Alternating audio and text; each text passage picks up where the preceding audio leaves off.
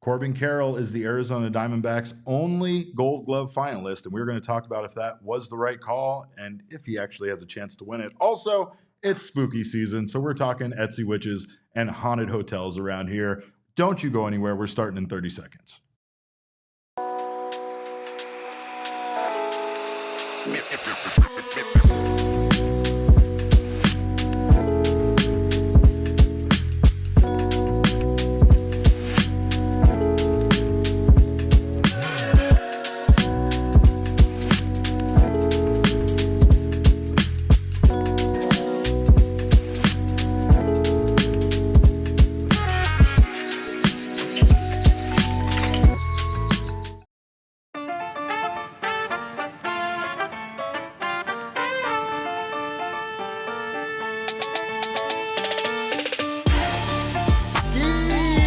Welcome into another edition of the PHNX Dbacks podcast, live from Studio K, presented by our friends at Circle K. It is your mayor of PHNX, occasionally known as Derek Montilla, and that brings an abrupt end to our music. That is not a good sign for our show today, for sure. But hey, welcome in, everybody. Glad to have you here. Happy Wednesday. Happy to at least be talking about the Seattle Mariners more today and not the Los Angeles Dodgers and what Yamamoto did last night. My forgiveness, by the way, or my apologies. I said last night's postgame show that Yamamoto only went 8 innings and discounted the amazing feat that he really achieved there, having a complete game. Once again, those Dodgers are infuriating for sure. I wrote down that Yamamoto was only going 8 innings because he was at 97 pitches after 8 innings. And why the hell would he go out there for a 9th? Well, he did, and he was incredible. And I am very worried about that baseball team. But of course, welcome in to the PHNX Diamondbacks podcast. This show is brought to you by our friends at Bet365 and Game Time. Make sure to use that code of PHNX365 when you sign up. You get yourself some bonus bets over there for being a new customer over at Game Time. Use our code of PHNX. You'll get $20 off your already low last-minute ticket deals for that website. Of course, I got Shane Diefenbach on the ones and twos today. Damon is off, and so in lieu of that, my dog is here just to bring in the balance of dog ratio without Damon being here. Oh, you're talking about Cosmo. No, Cosmo, yeah. Okay. Well, no, Shane is also my dog. Shane's my dog for sure, but Cosmo's running around the office, and he's as excited as we are to see Game 3 today between the Seattle Mariners there and the Blue Jays. Mariners lead the series 2-0. What's that? Definitely not as excited as you. Yeah, I mean, you are just living in a constant world of worry, and I don't understand why. I mean, Derek, this team hasn't been to the World Series ever. In ever. Yeah. You know? Yeah, for sure. And now they've taken both games in Toronto, and things are going entirely too good for you. There's no way that this can continue to be this positive. But it is, I mean, it was a nice Game 2 victory there, winning 10-3. I think that's the most important thing, is that this offense has been slowly increasing. And of course, now the Toronto Blue Jays aren't in a great position themselves. They face the daunting task of winning 3 straight games in Seattle to essentially avoid elimination. And of course, not 3 altogether, but of course they got to take 2 out of 3 there in Seattle, and that's not going to be very easy to do.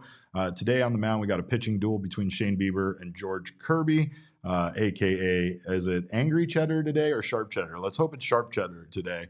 For sure. Furious George. Oh, yeah. Furious George is such a good nickname. But that goes with Angry Cheddar. Angry Cheddar, Furious George. But after a solid performance there in the ALDS, Kirby looks to continue his momentum. He's done a great job of managing the games and avoiding those big innings, which will once again be crucial against this potent Blue Jays offense. And then Shane Bieber, the veteran right-hander, he has a strong postseason pedigree here, but he does come off a shaky start, and he'll need to kind of give this team more than what he gave them before. So offensively, the Mariners, like I said, are rolling. And quite frankly, it's wild to me that they're doing it without Cal Raleigh. Like, not to say they're doing it without him, but, you know, again, the 10-3 game was really Polanco and Rodriguez having those home runs, plus Josh Naylor flashing his dad's strength and adding, to that as well. But I do think that George Springer, of course, is going to continue to factor in, and you got to imagine that Vladdy is going to go off here It's hard to contain him for too long. So you don't got to imagine that. No, there's that. You don't have to imagine anything, Derek. Yeah. Your brain can just turn off. It can turn into like gray goop, and you don't have to imagine anything. Well, I mean, honestly, just drool and stare into the nothing. The one thing about this is, and putting all of your worries and concerns aside, this doesn't make any sense. Like, it really doesn't.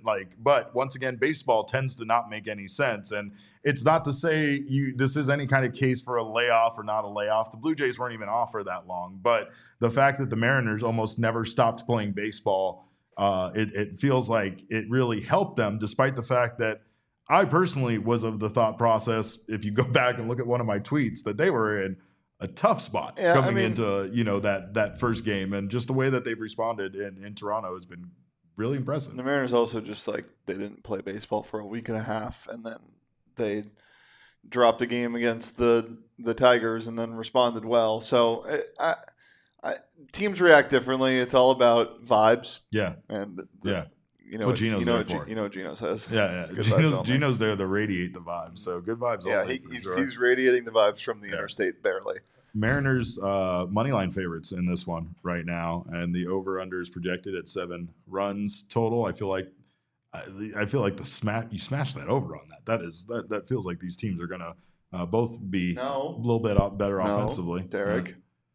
It's in the Witches Park. It is in the Witches Park. That ball does not leave the stadium there. We're going to talk about the Etsy Witch, because I've had entirely too many people just straight up not understand what happened with the Etsy Witch. And I have a lot of things to address with the Etsy Witch, but we need a whole segment for that. But the Etsy Witch was in attendance there at T-Mobile Park, and apparently was shown on screen, and the Etsy Witch got a huge round of applause. So that's amazing. Mariners are slight favorites in this one, of course.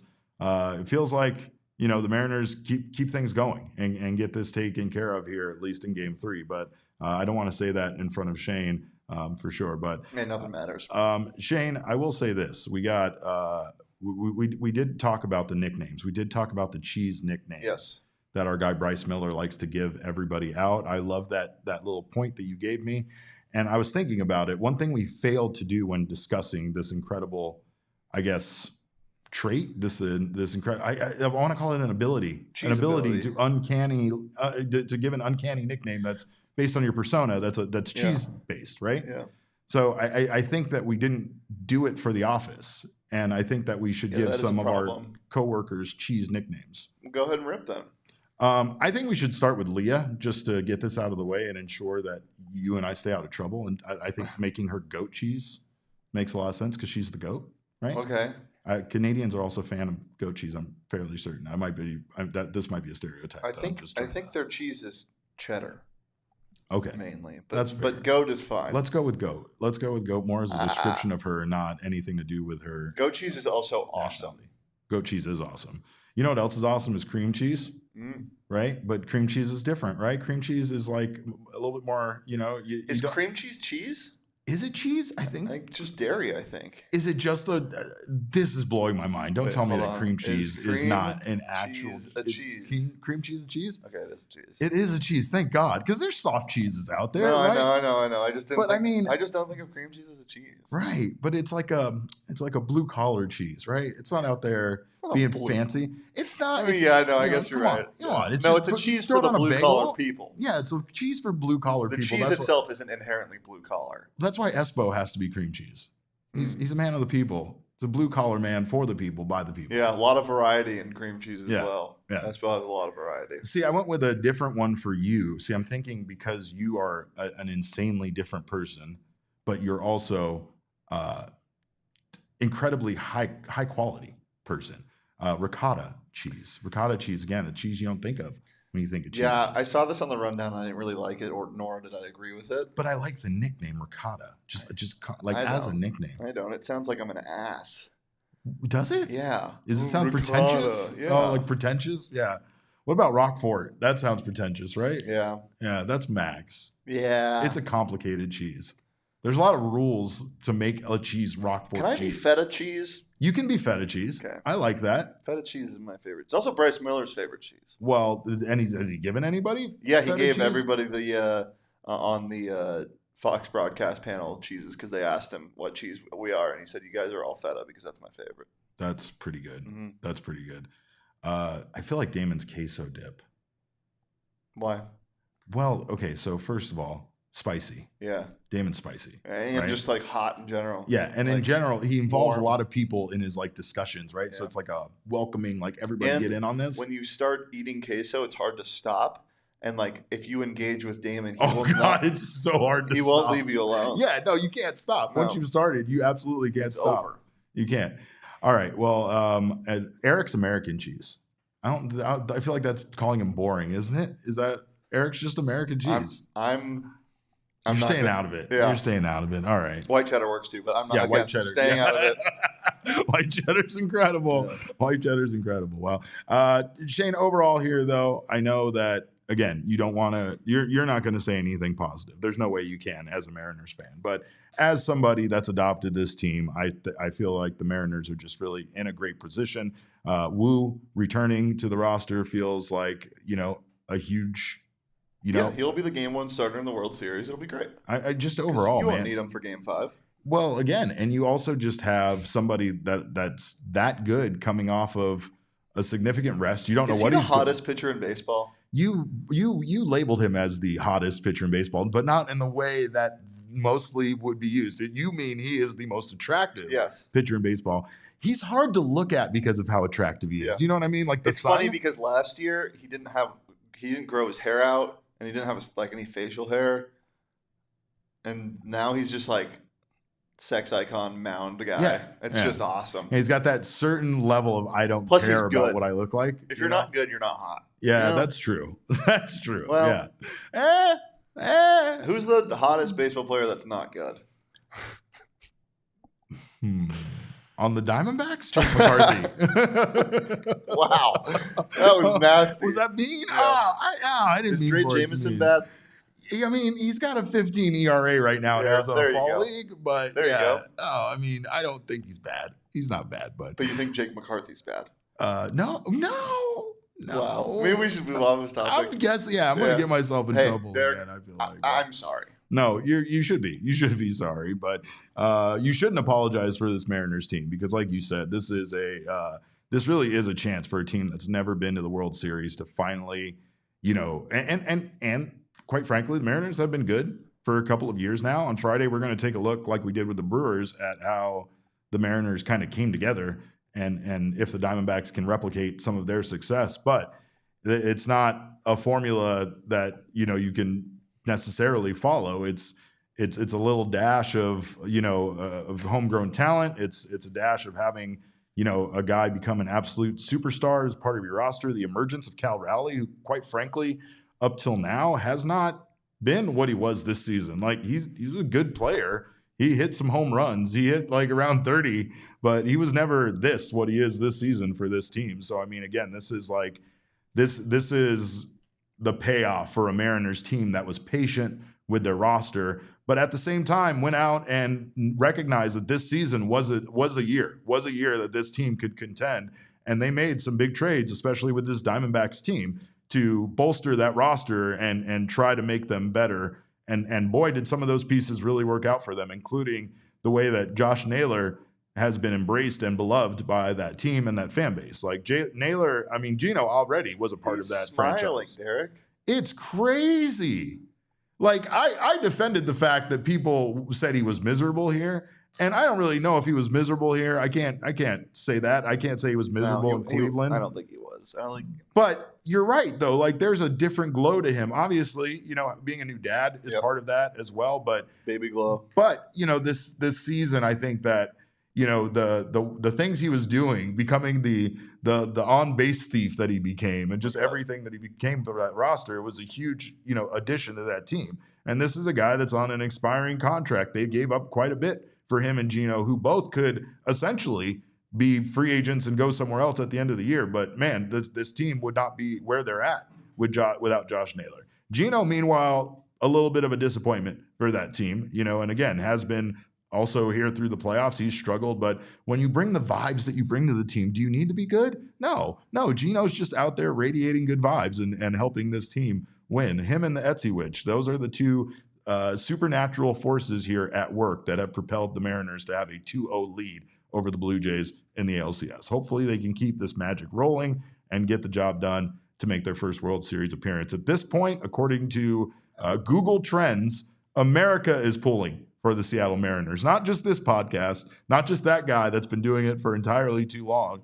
And he's not ready to welcome too many people on the bandwagon. So is Toronto. And Toronto too, right? The city of Toronto is pulling for the Mariners, apparently. That's crazy. That's what I'm hearing. That's, In the country of Canada. I heard you turn Leah. Uzbekistan as well. I heard Leah's a Mariners fan now. No, you know what's so funny about this?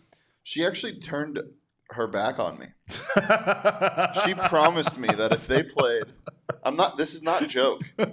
She promised me that if they played in the playoffs, she would cheer for the Mariners because it meant more to me. Yeah, I knew this was going to be that problematic. Rat. Yeah. Oh yeah, no. I bet she was out there in a Kurt jersey. And you know what? You know why I'm a great person?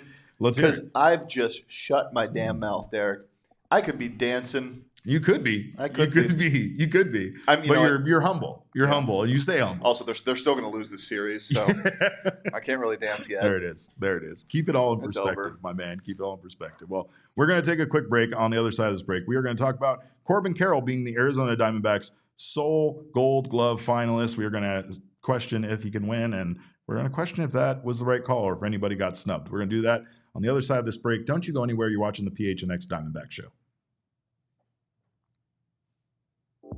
Well, of course, Zen Leaf is a great place for you to head out and get yourself ready for any wonderful sporting event. Or honestly, if you're a tortured Arizona sports fan, it's a great way to get over our everyday painful existence of living here. But make sure to check out Zen Leaf no matter what. They have you covered. It is your go-to spot for cannabis, whether you're looking for flower, vapes, edibles, and more, all from the brands you trust. With locations all across the valley, they have locations in Chandler, Gilbert, North Phoenix, and more. It's easy to swing by anytime or order online for express pickup post-workout. If you're not sure what to get, check out their wonderful staff will help you out. Check out the full variety that you're looking at there at any Zen Leaf dispensary. And of course, they'll get you picked out with exactly what you need.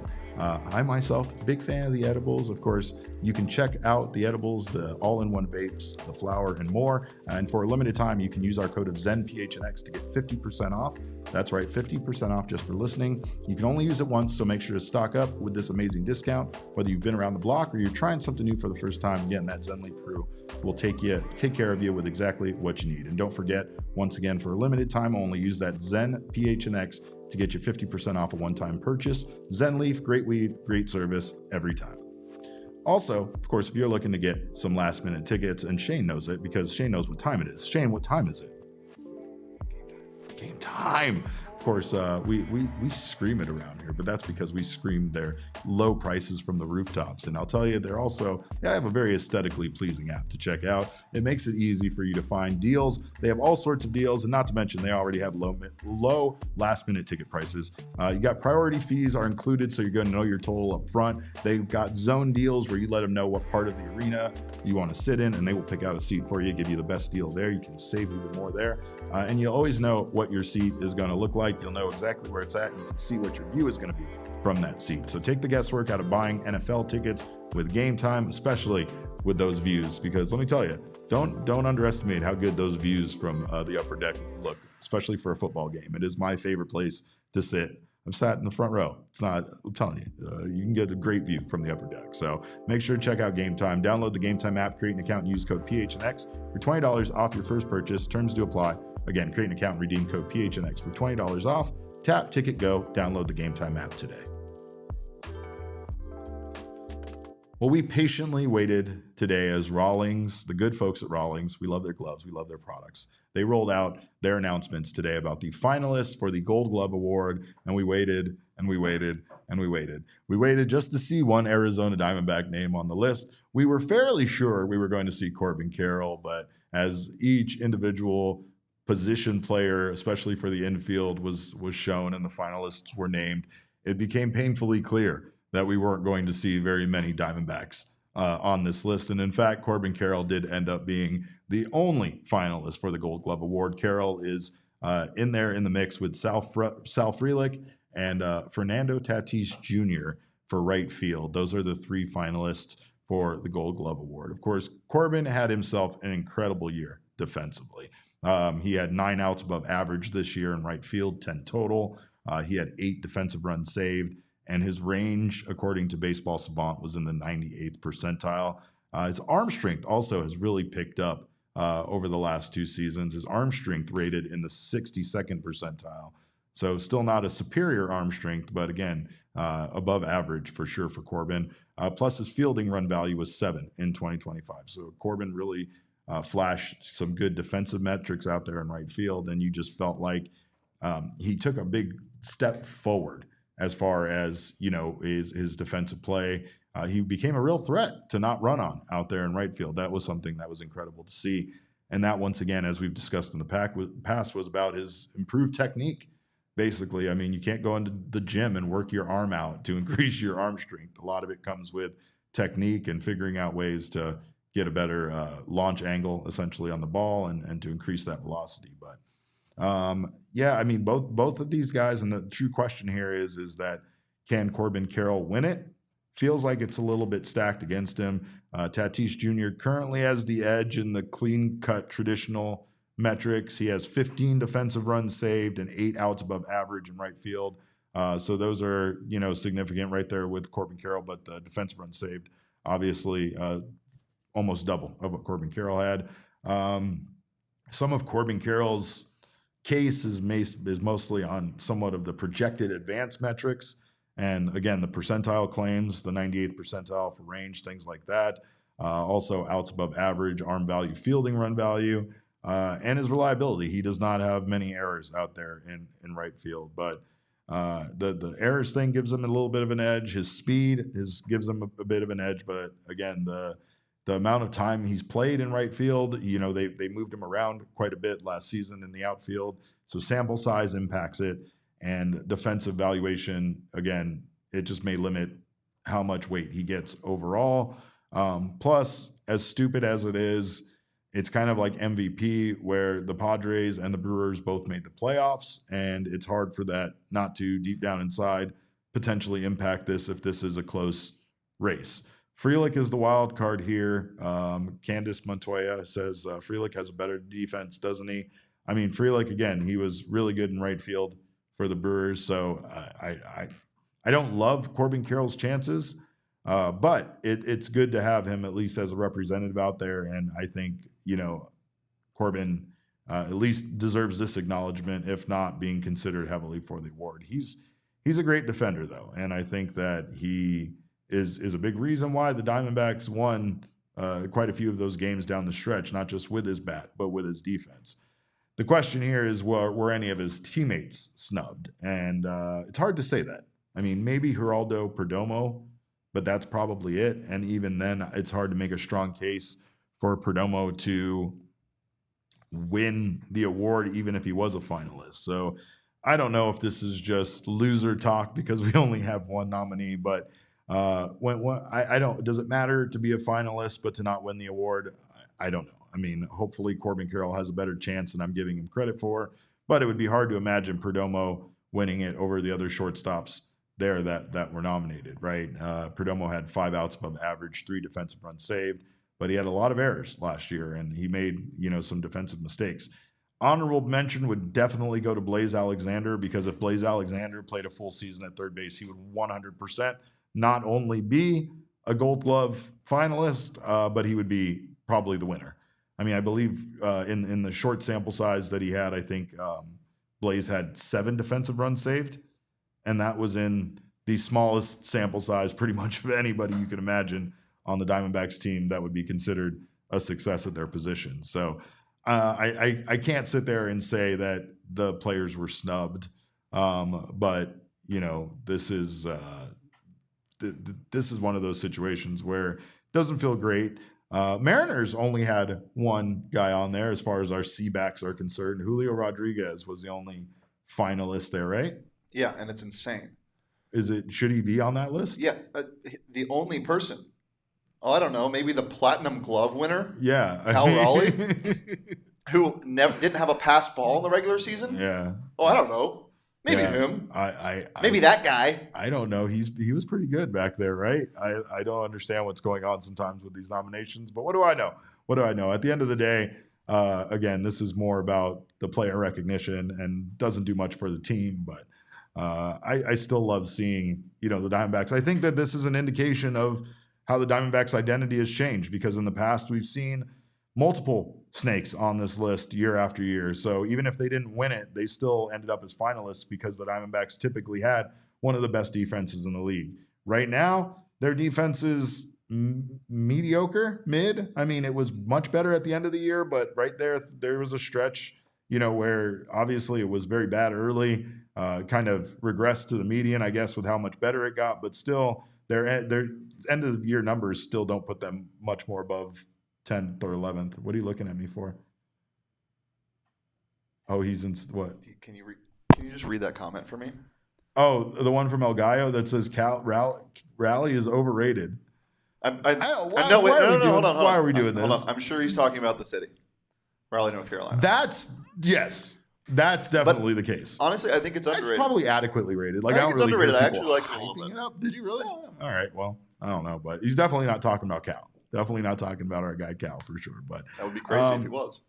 Do you put? I mean, again, that's definitely something that touches is sensitive for you, Shane. But I mean, do you put a whole lot of value in this, especially considering it means nothing to me? Okay, right. I mean, it's to me, honestly, and I know this sounds callous, but it's like, great, you won an award that's going to make you cost more to keep you on our team. Like, you just added to your resume and your pedigree that essentially allows you to charge teams more for your services. Not to say players don't deserve that, but overall, it's like, it's like when Zach Gallen missed out on the Cy Young, but he was close. I was like, we're trying to re-sign this guy, and that would have made it impossible. But El Gallo, not serious. He just trolled you, and that makes a lot. He was talking about Raleigh, North Carolina, for sure. But yeah, I mean, especially when you guys are in the position that you're in. This is more for like teams like the Diamondbacks that need kind of a pick me up. That's why I feel like come on, give us something for here. People like you who need a topic. Yeah, I need a topic. I need a topic, and the topic is that we only have one in there, but a very deserving one in Corbin Carroll. It's just, again, if you're talking about what they look at, which is these metrics, it's hard to make much of a case for Corbin Carroll to win it over the other two guys that he's up against. So I have a hard time seeing that be the case. But again, this is fine with me. I just like the fact that Corbin Carroll was recognized, and if we didn't have one Gold Glove finalist, then I would have been calling up Killer X and talking about how can we get on board with this Fire Tory thing? How can we get everyone on board? But we're okay, Rex. We got one, so we're gonna be rational today. But we're gonna take a quick break, and we're gonna get to the big topics of today. And the biggest topic of today was spending $16 on an Etsy witch, the best $16 ever spent in the history of mankind. It's gonna be hard to argue otherwise. We're going to do that on the other side of this break. Don't you go anywhere. You're watching the PHNX Diamondback Show.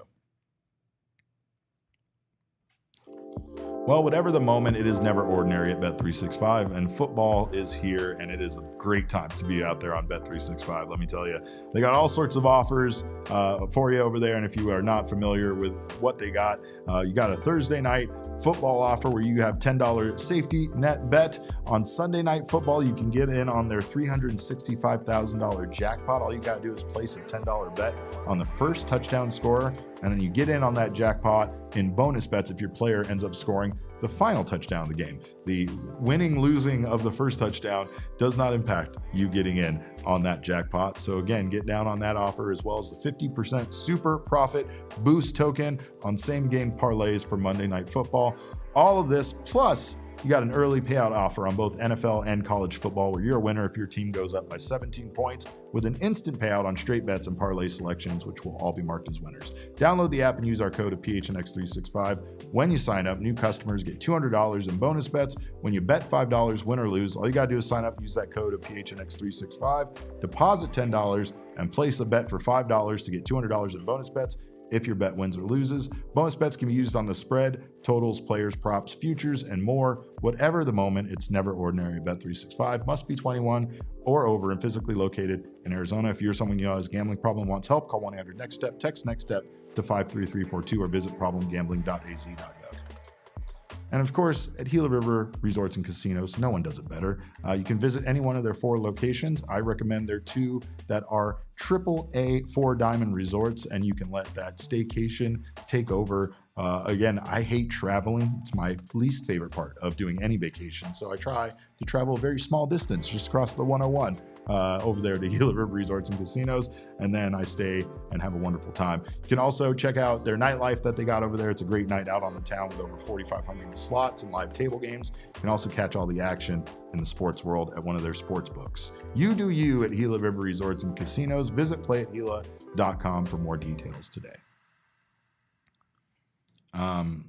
It's about the halfway point, and I need to just make sure my dog is okay, Shane. My dog is running around terrorizing the office right now. I have no clue if he's even still in here or if he just headed out, got on the elevator, and went down to the ground floor.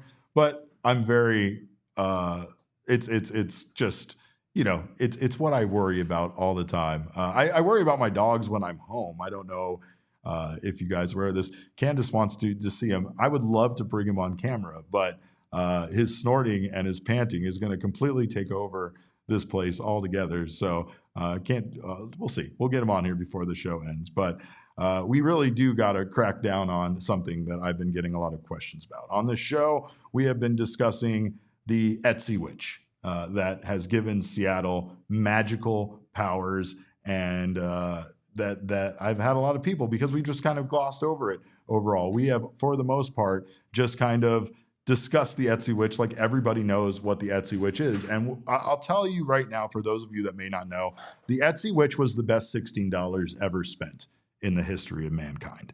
For those of you that might not know the backstory to this, there was an Etsy seller who was a witch who went by the name of goes by the name of Spell by Luna.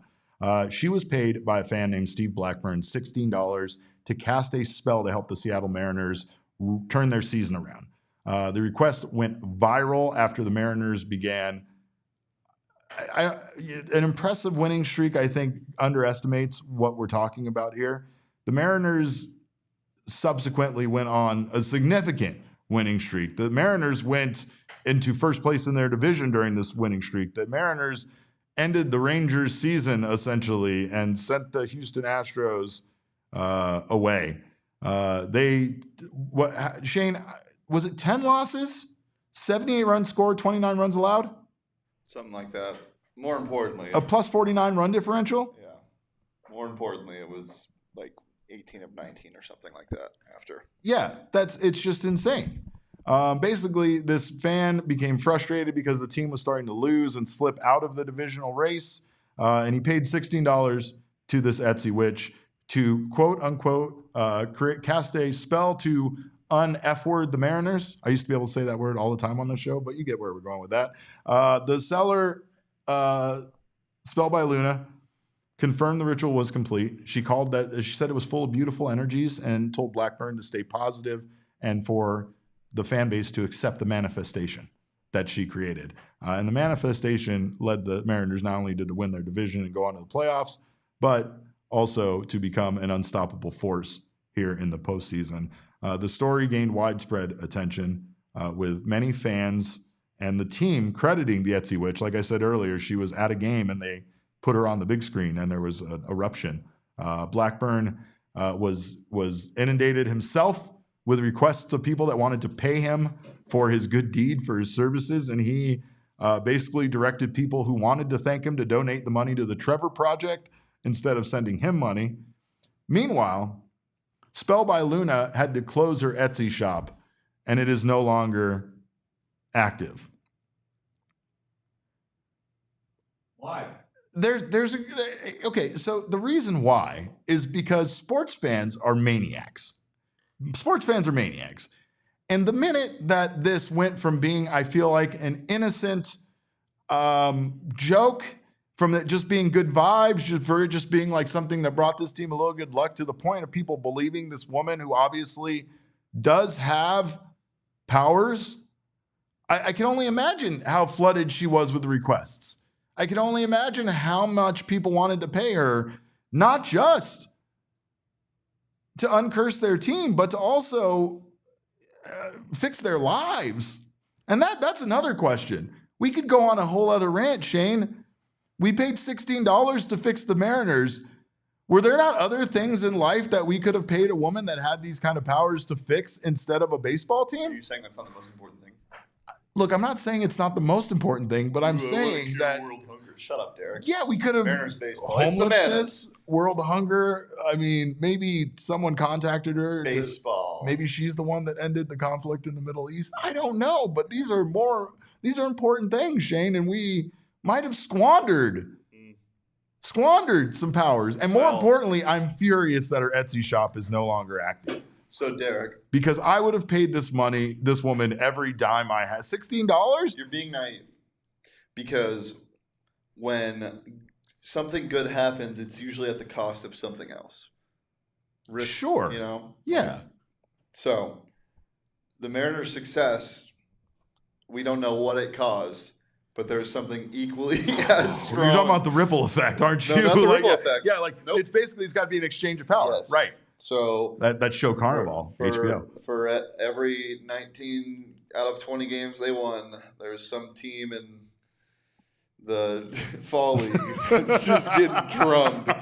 But you see, that's the problem though, is it's not just a team in the fall league, because No, it's got to be more. It's got to be an equal power. then maybe a team in the fall league has lost 100 straight games now. Yeah. I don't know. Maybe the Mariners were somehow connected to the Cardinals, and they just took every little bit of the Arizona. Maybe that's what happened in that game Espo that they did lost to hire the Titans. An Etsy witch For what? to uncurse the state of Arizona. Was this sports. just a random Etsy witch?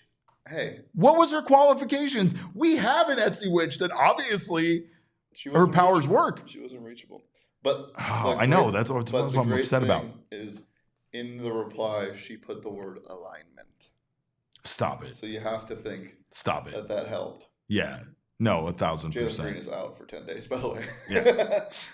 So I found your dog. Okay. We have an update on your dog. If you want to roll that video, Emily. Is he okay? You tell me. Oh, yeah, there he is.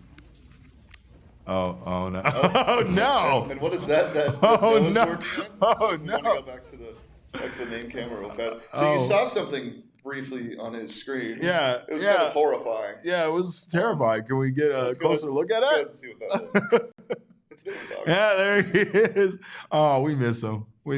See, I told you we would bring in a replacement dog when Damon isn't here. So It's an amalgam of Damon oh, and that's Cosmo. terrifying. That is terrifying yet well Cosman. done. Really well done.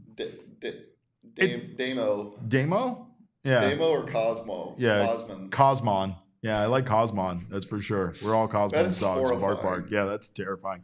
Almost as terrifying as the idea that actual witches in the Pacific Northwest exist and can help these sports teams when like they've had the power to do this the whole time and they've just been choosing not to. That's another thing that we really need to get into. What happened with the Sonics, man? Right. Come on. Yeah, like you couldn't get Seattle. You couldn't get their team back. Oh, and then they have to watch them win in Oklahoma. That's gross. We do have a new category, though, I think that we should address because people in baseball love statistics, Shane. They love fake statistics, imaginary ones, like, oh, this is what the ball should have done. So we're going to call it, projected stats. No, we're not doing that. But we're doing which is above replacement. Okay. That's what we're doing. The which is replacement amount here. Because if you calculate how they improved this team, there was a 29.4% increase in win rate. So when you take the way that the Mariners were constructed, and this is going to sound a little bit like Steiner math from TNA, so excuse me if it does, but you got to take the Mariners. They were constructed to win 54% of their games. That was what their trajectory was on board for. Do you know about 54? What's that? Do you know what the 54% is? It would be that like meme yeah, in Mariners fandom. yeah. Is that it? The 54% is like the number that Dipoto in the front office has always said, and they win 54% of the games. Oh yeah, that might be part of it. Yes. So that might just be the Seattle fan base factoring in 54 as like the baseline, right? But the Etsy witch overall, in the time that she was a part of this team's collective improvement over the regular season, she was worth a 4.6 WAR. You can call it wins above replacement, but we're calling it witches above replacement. If you project that over 162 game season, 48. What's that? 48. 48, which is above replacement. Actually, it's a 74.52, which is above replacement. Oh my God. So a team that would be blessed with a witch to be a part of their team like this would essentially go from potentially like a 48 win team to like a 122 win team, right? Yeah. Do you think that there's a chance that the witch is like parasitical? Is that a word? That it may turn into a parasite and latch on to this team after it helps them, like in Paranormal Activity? Okay, well, we've talked about how in general we feel like Randy Johnson coming out of the bullpen in the World Series cursed this team forever with bad bullpens. And it wasn't about who they beat. No, it wasn't. Maybe a little bit about who they beat, but also the Mariners did the right thing that year. Yeah, they laid down. Yeah. I mean, it might have been a good year to do so, but also it just feels like, we sacrificed. And at the time, if someone comes to you with an offer like that, right? Like, a Faustian deal, and they're like, hey, here, sign the dotted line. We're going to ensure you that you take this one home. It's going to be in 7. But Randy Johnson's going to come out of the pen and he's going to be magical. And you're like, what's it going to cost? And they're like, everything. And you're like, here, I'll sign it. I don't care. Good night. Yeah, good night. I'll take it. So maybe the deal was brokered in Seattle at the conception of the franchise. Yeah. And they're like, we'll win the World Series in 2025, but you got to be the worst franchise in sports until then. And you'll move twice. It'll be horrible. Yeah. You know what is funny? Again, another thing that is reminiscent of me of the Brewers-Mariners situation there with like the Brewers being the pilots and then leaving after one season is that the Diamondbacks experienced something like that in a way. They had their first season and everything was kind of like, okay, this is fine. And then they had such a drop-off in season ticket holders that they were like, we're screwed. And that's what allowed Jerry Colangelo to be like, yeah, this town likes a winner. Like, they're not going to wait 10 years for you guys to build something here. And they pivoted and they made all sorts of crazy trades. And next thing you know, they won in their, third year of existence. Right. But like the reason why is because much like that pilot situation after that first season, they're like, this is not working in Seattle. We need to go somewhere else. And like, it's just crazy now because I will credit Mariners fans for being some of the best fans that I know, honestly. I think it was more so to do with the stadium that couldn't house school. Oh, that too. Working bathrooms. Well, don't forget the Tampa Bay Rays built their stadium to just steal one of those baseball teams away, and it sat forever out there. But one quick thing before we move on from the city of Seattle, Lee and I were talking last night, and she thinks that the CN Tower is cooler than the Space Needle, and I think that's a little ridiculous. She thinks no. No. First, let's just take the names. Yeah. Branded Tower. Yeah. The Space Needle. Space Needle. Yeah. Not to mention that, but the Space Needle literally it casts its shadow down on Climate Pledge. Climate Pledge Arena, right? It's right there. Yeah. I mean, the CN Tower is like literally right next to Rogers Center. I know. It's actually really cool in some of the pictures. I saw a game there over the summer. And I was staring at it. It was really cool. But it's hard to argue against that and the hotel also being in the stadium. Hey. I know. I'm sorry. We weren't talking about the ballparks. Okay. We're talking about the actual stuff. Okay. One thing I will say, the CN Tower is 3 times the height of the Space Needle, so it has a beat there. But the architecture is nowhere near as cool. I feel like you've done nothing but make a case against your case. Like you have argued against the Space Needle this entire time, besides the name being cooler. The Space Needle looks cooler in the skyline.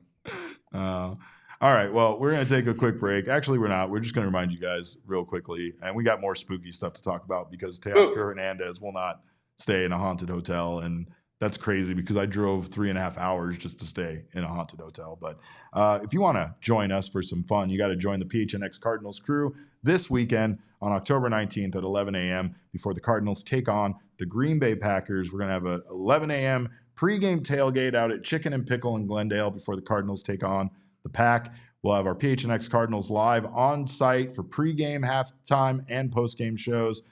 Plus, our friends at Rally House will be giving away 8 $50 gift cards to fans in attendance. So head on over to gophnx.com/events to RSVP for this free event. Come on out. We're going to have a great time. Having a great time this weekend in Glendale, except for the fact that part of my weekend is doing a yard sale, which I am not looking forward to. Very much not looking forward to. But one thing I was looking forward to for a very long time was this trip to Bisbee, Arizona that I planned. And part of the reason why it was my 16th wedding anniversary, but it was also because my daughter wanted to do something spooky. And she found out that Arizona has a lot of towns that are like, specialize in whatever you want to say, paranormal activity, if you will. In fact, my favorite part of staying at this hotel we stayed at, which was called the Hotel L'Amour, was that when I contacted them and I had a conversation with the woman at the front desk, I expressed to her that my daughter wanted to stay in a place where there were ghosts. And I kind of said it jokingly. And I was like, is the hotel actually haunted? And she was like, oh, I've only had 2 paranormal experiences in my time working here, but that kind of made the hairs on the back of my neck stand up. It also did not discourage me from going and staying in this hotel. It was haunted by a cat. It was awesome, and it was a great experience. We had a great time. In fact, at one point, we actually locked our 14-year-old daughter in the hotel room because she wanted to stay there and went downstairs. And again, she did not freak out by staying in a hotel room, one without TV, and haunted by a ghost cat. But Dodgers outfield, and this is the reason I bring all of this up, Teoscar Hernandez opted out of staying at Milwaukee's iconic and historic Pfister Hotel, which is rumored to be haunted. And this was during the NLCS. This was due to his wife's concerns, allegedly, says Teoscar. Does not take any accountability here himself. But he said even though he doesn't believe in ghosts, his wife urged him to switch accommodations after hearing stories from other players' wives about eerie occurrences like flickering lights and unexplained noises. This drives me nuts. This was the entire reason. I didn't get flickering lights one time, Shane. I would have killed for flickering lights, even if it was part of a show. I don't care. And you didn't stay there? Oh, man, I don't get it. Like I said, that's the entire reason I went to Bisbee, Arizona. And a hotel being haunted is a feature. There's never a time where you tell me that a hotel is haunted and that's going to make me cancel my reservation or cause me not to stay in a hotel. There are plenty of reasons. There are plenty of things that I could find out. Like murder in a room, yes. Yes, I don't want to stay in a murder room, all right? And I don't want to find that out after I've been sleeping in the murder room, all right? That's probably number 1 on my list. I mean, it's probably not even very rational.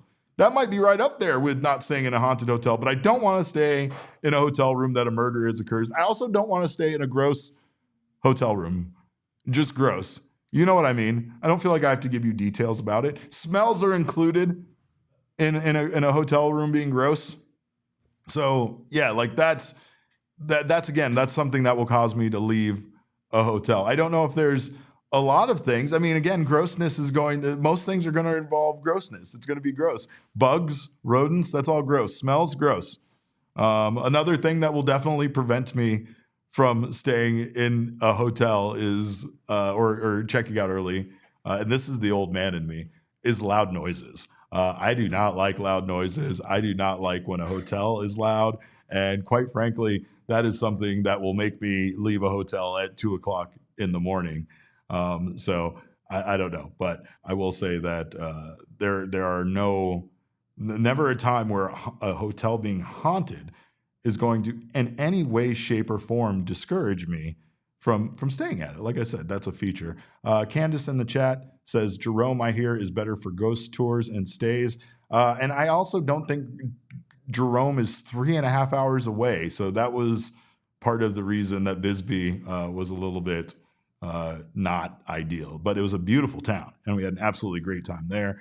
And now there's there's talk about Jeffrey Dahmer in the chat, and I think we're just going to maybe move on.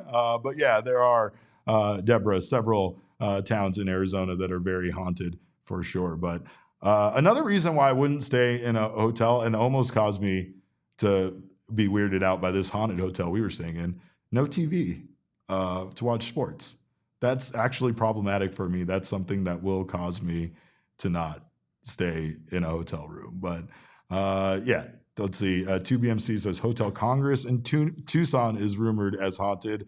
Yeah, I mean, Southern Arizona, it's filled with ghosts. That's the way it is. If Damon was in here, he'd probably list off a long line of things that are haunted in Tucson, and then he would somehow get it back to me. But Teoscar Hernandez, I mean, I think the biggest thing here is throwing his wife, as some of you have addressed, under the bus for being the reason not to stay there, right? I mean, I know how baseball players are. They tend to be very honest and open, so I don't feel like this was a deliberate thing. I just feel like it was chit-chat and talking about the reason why he checked out of his hotel in Milwaukee and went to a different one. But I'm pretty sure my wife would get me for this one. I'm pretty sure my wife would not let this one pass for me, even if it was factual. Even if it was factual, you got to Toy Labello this one. You got to fall on the sword for your wife and just take it on this one. Again, I just gave you 5 reasons, Teoscar, that you could have used.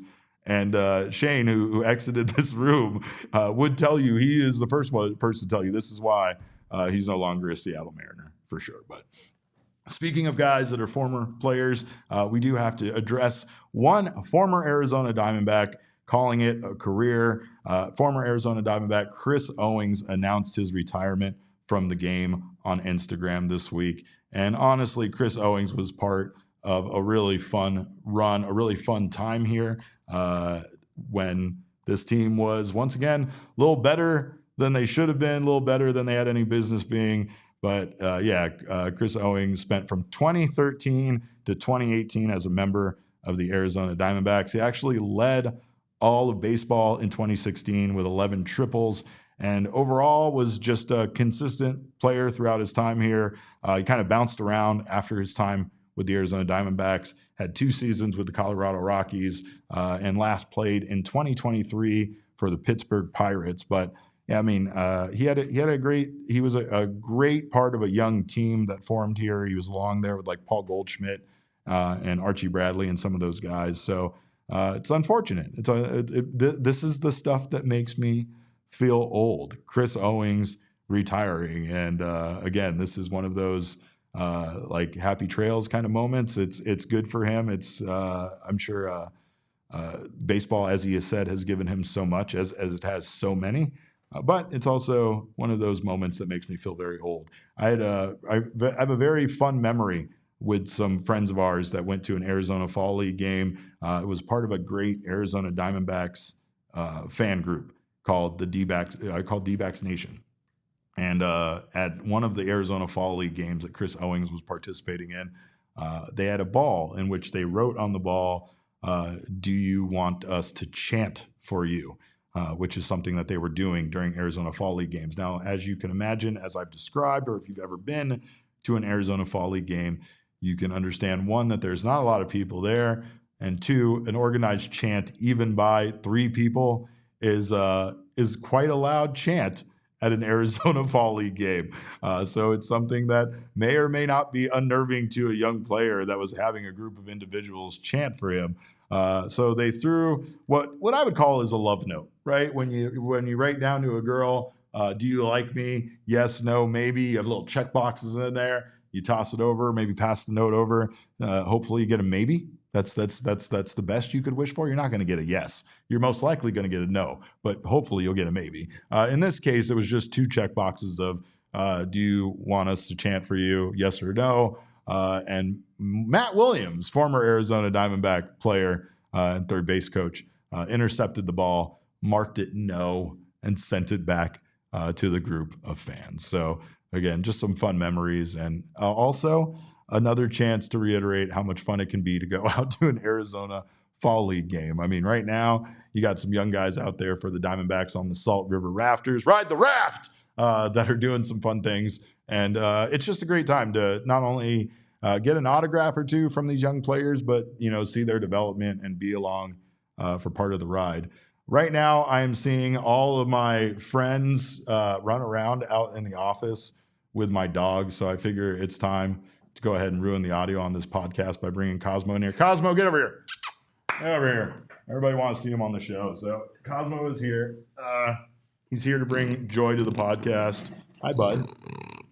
Yeah, you want to talk into the mic for a little while? Yeah, say hi to everybody. All right, that's Cosmo. Again, things can get stale around here, and I'm in my off season, so I bring my young son here to the office with me because I get tired of paying for his daycare. So, good boy. Go, don't be a burden to anybody and go hang out. But again, baseball, we got Seattle Mariners today. We got our C-backs. So that's who we now get to focus in on. And hopefully we can watch this Seattle Mariners team not do what Shane thinks they're going to do. I think we as Diamondbacks fans or as Arizona sports fans can very much relate to what Shane is going through. And quite frankly, we would probably be feeling pretty uneasy about things going our way. That's what's happening right now for the Mariners fan base, considering that they've never really had anything go positively for them in regards to the playoffs and the World Series. This feels like an exciting time, but it also feels like you're very nervous, like you don't want to at all start, talking about any WS stuff or any championship thing until the series with the Toronto Blue Jays is done. Quite frankly, that's smart too, because this Blue Jays team is a very good team. They were the best team in the American League for a reason, and I think that quite frankly, their offense could wake up at any point.